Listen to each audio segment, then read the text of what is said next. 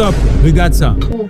Et que tu pouvais commencer petit à petit pour un début et puis demain. Non, moi je suis vieux. C'est pas quand ça je vais mourir. Il faut travailler. L'argent appelle l'argent. Mais voyez là, à mon âge là, je vais faire petit à petit. Et puis si vous pensez que dans 2 ans, dans 3 ans, et si je n'ai pas arrivé ce moment-là.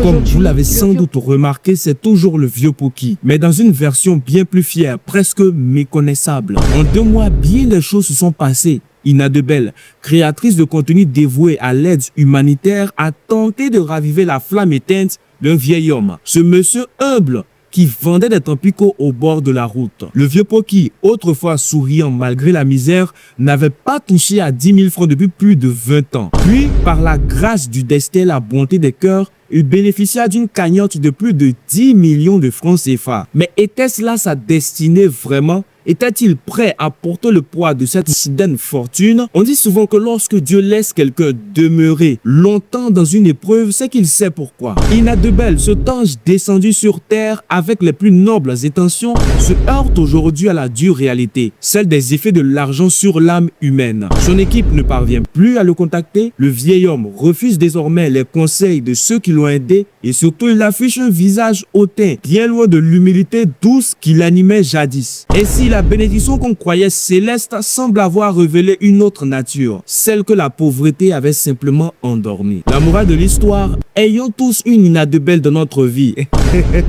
Non, je rigole. La vraie morale, c'est que la richesse ne change pas les gens, elle les dévoile.